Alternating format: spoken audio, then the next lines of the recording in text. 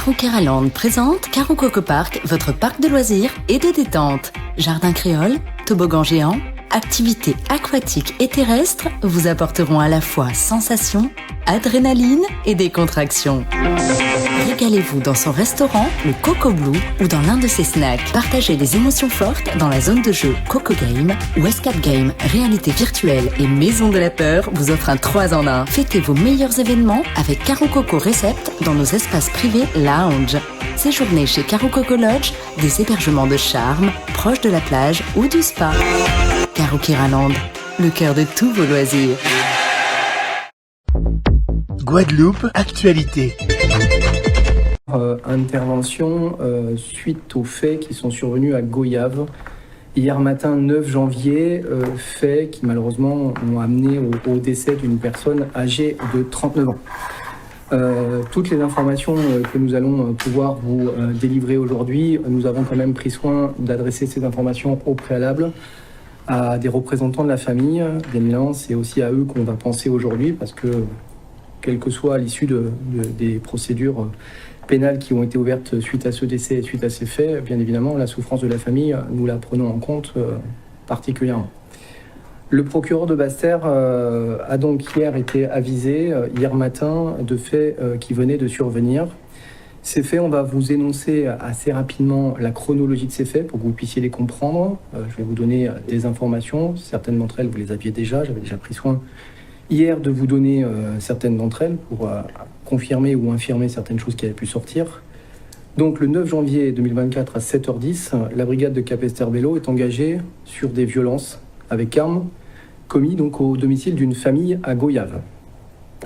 Les deux gendarmes qui vont intervenir vont constater à leur arrivée, à 7h50, que deux membres d'une même famille sont blessés par arme blanche.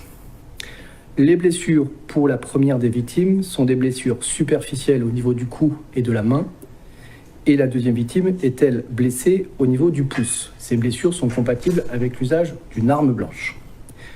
Les victimes et le voisinage qui ont été témoins de ces faits désignent une personne, qui sera ensuite la personne malheureusement qui va décéder, comme étant l'auteur de ces violences.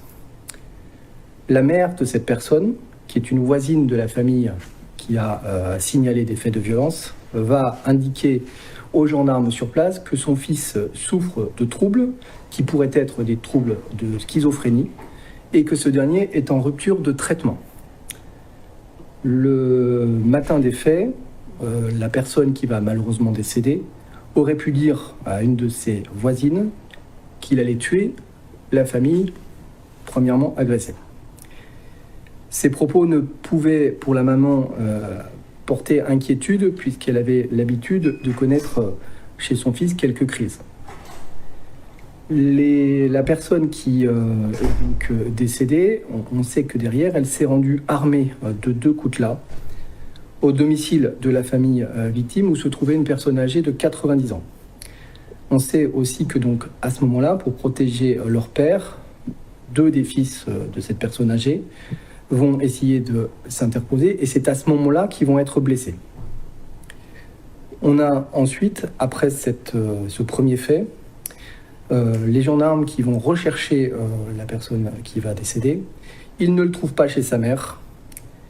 Ils vont se rendre à son domicile qui est situé non loin du domicile de sa mère. Là, ils ne vont pas le trouver également. Ils vont trouver son neveu qui le cherche également. C'est à partir de ce moment-là que le gendarme qui va par la suite tirer avec son arme à feu va enclencher sa caméra piéton. Il a pressenti manifestement que, pouvant se trouver face à l'individu armé et recherché, pouvait se passer des actes qui pourraient être violents. L'autre gendarme, le second gendarme qui composait l'équipage, progresse lui de son côté avec un pistolet à impulsion électrique en main. Il faut savoir que les gendarmes, quand ils sont en équipage à 2, un détient l'arme et un seul détient un pistolet à impulsion électrique.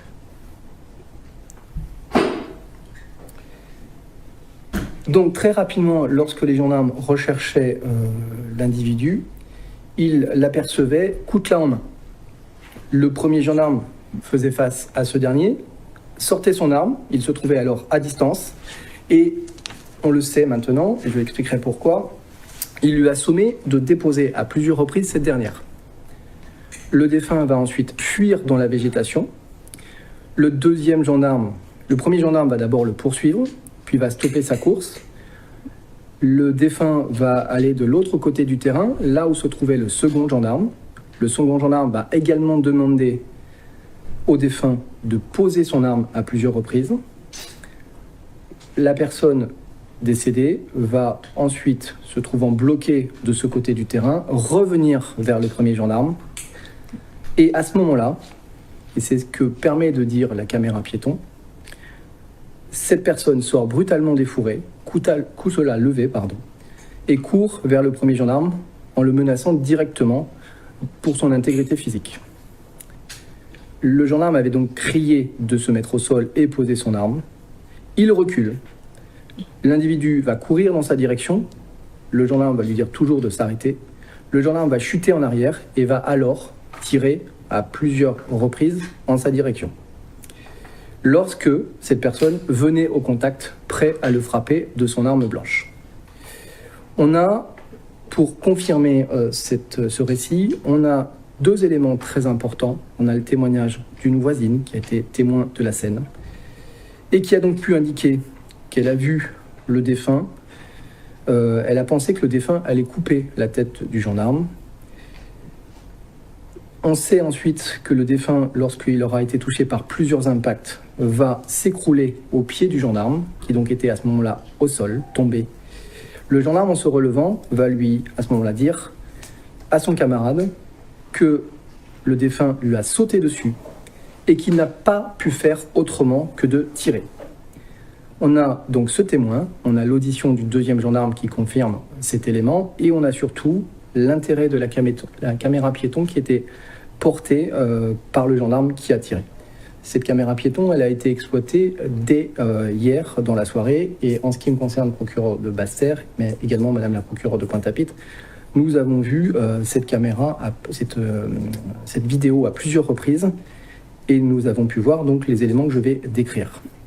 Le décès donc de la personne qui avait reçu plusieurs coups par arme à feu sera constaté sur place.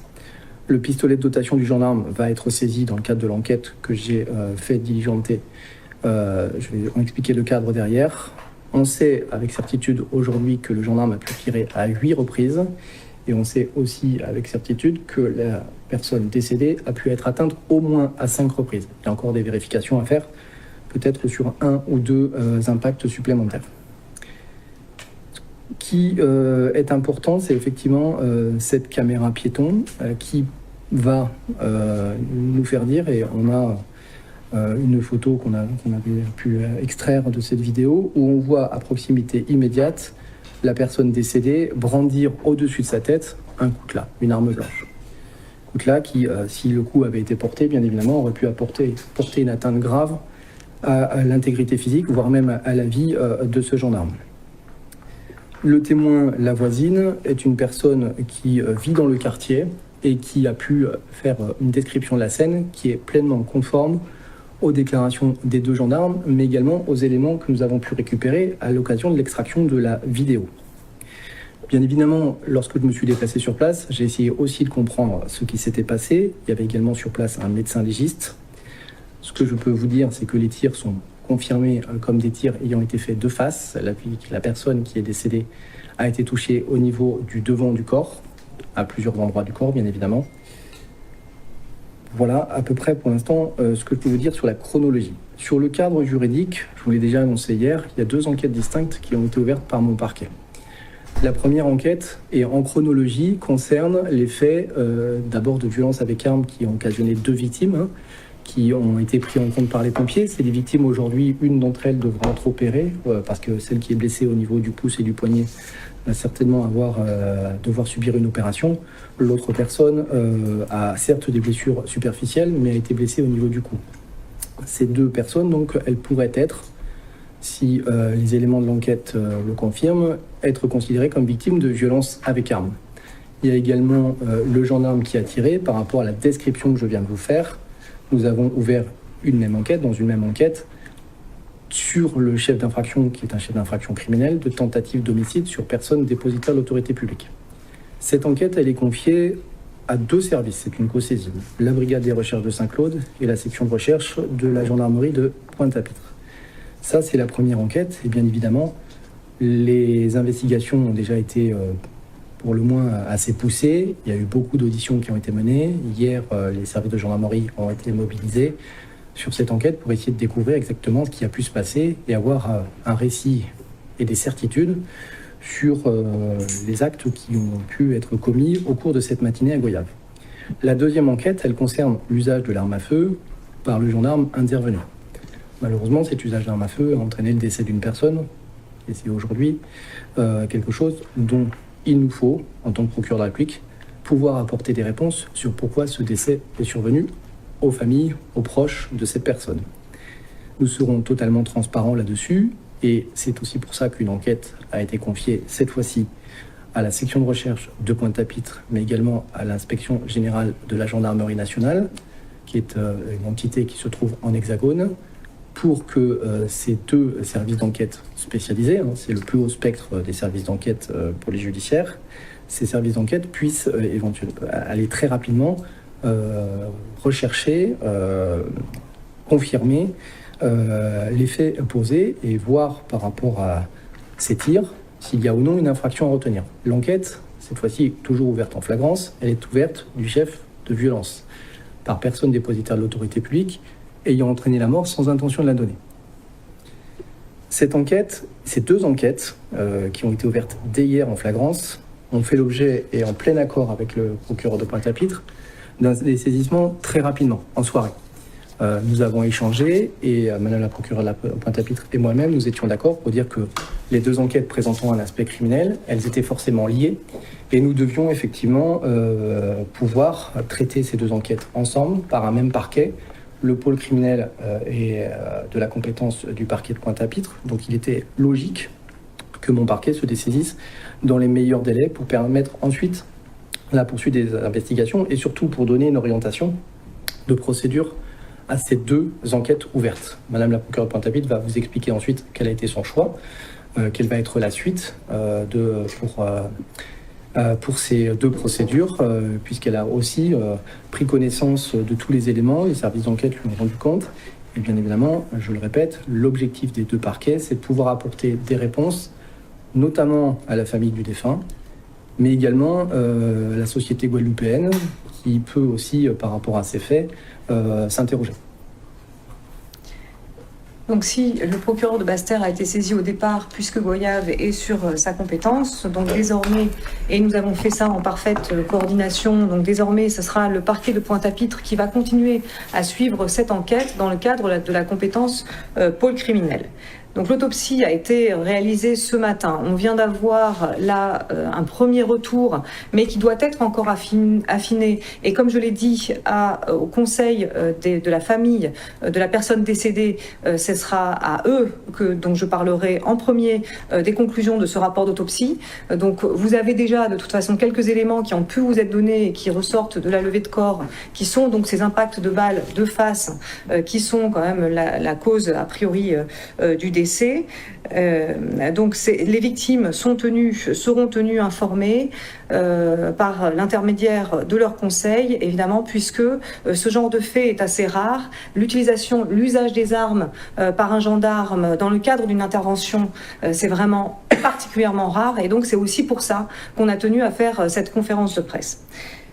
Donc nous allons ouvrir dans les prochains jours, ouvrir une information judiciaire sur tous les faits, c'est-à-dire qu'il y aura toutes les qualifications qui ont déjà été évoquées et qui seront reprises dans un seul réquisitoire introductif, donc avec la saisine d'un juge d'instruction. Les parties civiles auront bien sûr accès et pourront se constituer partie civile dans le cadre de cette information. Alors quel est le but finalement? Pourquoi est-ce qu'on saisit un juge d'instruction? D'abord parce que ça permettra d'aller plus loin justement dans l'expertise qu'il peut y avoir, notamment une expertise expertise balistique, avec l'IRCGN qui pourra aussi déterminer comment les balles ont pu rentrer, si effectivement ça correspond, même si le procureur de Basse-Terre vous l'a déjà indiqué, on a une caméra piéton qui est quand même très précise et une vidéo qui nous montre quand même très clairement ce qui a pu se passer, ce qui correspond déjà aux différents témoignages.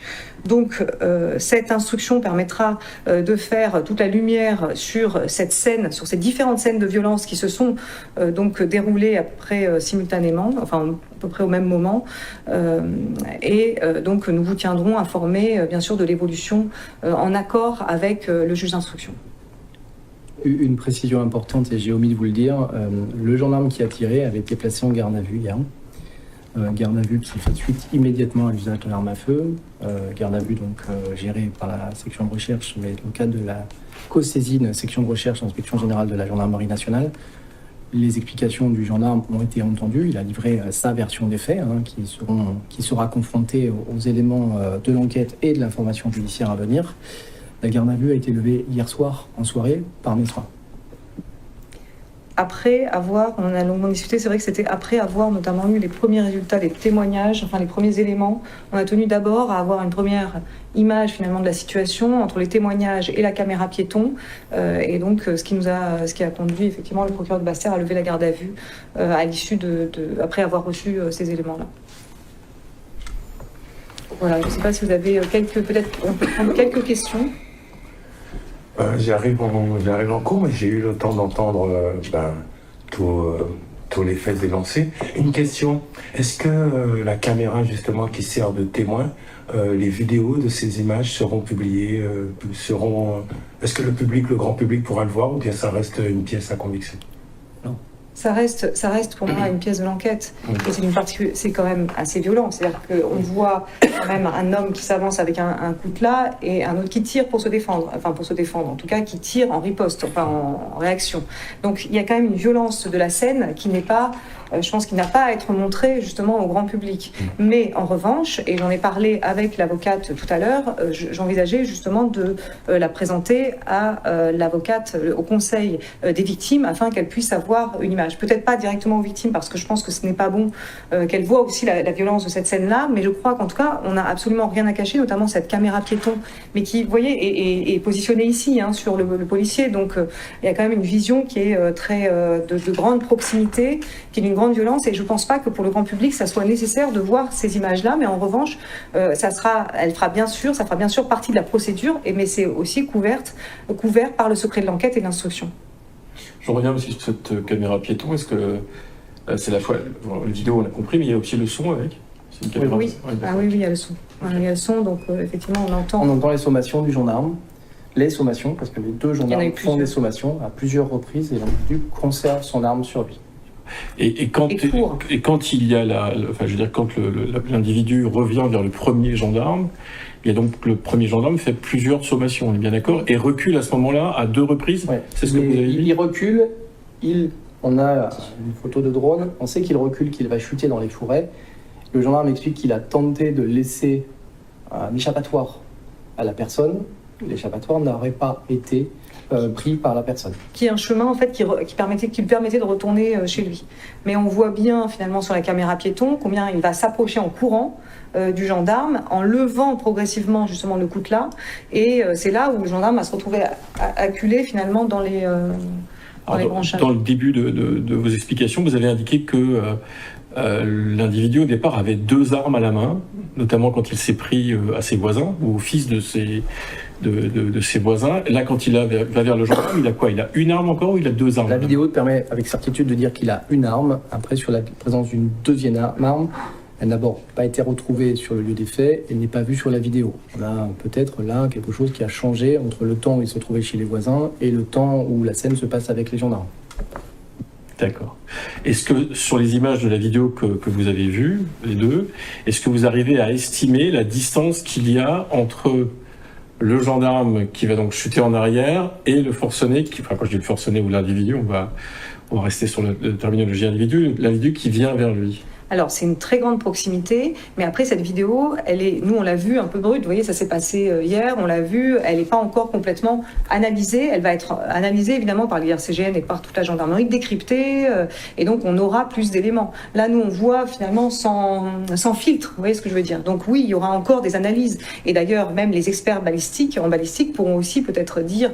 Alors, c'était pas... Il n'y a pas de traces de bout touchant, pardon, sur l'autopsie, d'ailleurs, il ne faudrait pas que j'en parle, mais enfin, on n'est pas... comment dire, enfin, ça sera expertisé plus tard, quoi. Voilà. Il y a encore des analyses à faire et c'est aussi à ça que va servir l'instruction. La seule chose qu'on peut confirmer, c'est que lorsque malheureusement la personne qui va décéder va s'effondrer, elle s'effondre à proximité immédiate du gendarme puisqu'elle vient sur lui. D'accord, ok. Au niveau de ses pieds ou un peu plus. Donc effectivement, la très grande proximité. Donc on est à 2 à 3 mètres. Très grande proximité, ce qui fait dire aux gendarmes que lui, il n'avait pas le choix en fait. Il s'est retrouvé acculé. C'est sa version des faits. C'est-à-dire qu'il s'est retrouvé acculé, il n'avait pas le choix. Et malgré les sommations, il voit un homme qui était presque sur lui avec un coutelas vraiment levé. Alors, par contre, si je me permets peut-être une dernière question, c'est le fait que le gendarme ait tiré 8 cartouches. C'est beaucoup. Est-ce que son arme était en position auto? Enfin, je veux dire, c'est les armes de dotation de la gendarmerie, c'est quoi? C'est des 6 hours, généralement une double détente, donc c'est... Il y a 15 cartouches dans le chargeur, oui. Et il indique qu'il a tiré pour pouvoir arrêter finalement cette agression, et qu'il a tiré tant que la personne ok, c'est bien ça. n'obéissait pas. Voilà, enfin, ne se calmait pas. Enfin, D'accord. il a tiré, en fait. Il s'est effondré du coup après les 8 coups, en gros, c'est ça? Non, il n'en a pas été touché 8 coups. Il a tiré, mais il n'a pas été touché à 8 reprises. Ce qui est important, c'est de comprendre que la scène dure quelques secondes. 3-4 secondes au grand maximum. C'est même plutôt 3 secondes. Et le moment où il sort des fourrés et il vient vers le gendarme est un moment très bref où le gendarme va réagir quasiment avec l'individu à quelques mètres de lui qui vient en courant, brandissant une arme vers lui. Le gendarme, quand il va prendre la décision de tirer, va être dans un tir pour arrêter l'agression qu'il pense devoir subir dans un temps très restreint. Et les tirs qui ont eu lieu vont être des tirs qui vont être dans le but de l'arrêter. Voilà, le gendarme, il est dans cette façon de penser. Et on est vraiment sur un temps très très très court. Et on voit toujours dans cette scène, même si des coups sont entendus, on voit toujours la personne malheureusement décédée qui va poursuivre sa course. ONews Radio, toute l'actualité nationale et des Outre-mer.